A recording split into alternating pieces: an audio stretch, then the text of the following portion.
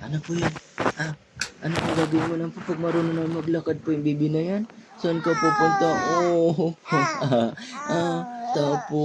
Tapos ano pa gagawin? Oh, ano po? Tapos saan ka pupunta pag marunong na maglakad po yung baby po na yan? Pupunta siya kay Mami Joy. Oo po. Tapos pupunta siya kay Ate Amaris. Oh, di ba po? Pupunta ka na doon? Pag marunong ka na maglakad?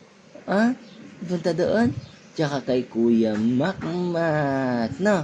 Kay Ate Iya po, ano po? Tapos syempre hindi pa pahuli si ate niya, ate na, papasyal-pasyal na siya doon na po pag marunong na maglakad yan, no? Oh, di ba po, ano po? Opo.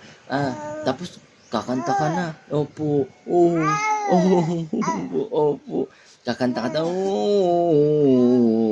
Ganun na. Ikaw nga, ikaw nga. Ang galing talaga ng baby po. Opo, ano po. Opo, kaya wag kang iyak ng iyak po, no? Iiyak ka pag early in the morning para gaganda boses mo. Ano po? Na, opo, sabihin mo na ano. Opo. Ay, oo. Opo. Kaya wag buhat-buhat po. Ano, wag buhat ng buhat ha. Wag kang iyak ng iyak ha. Opo.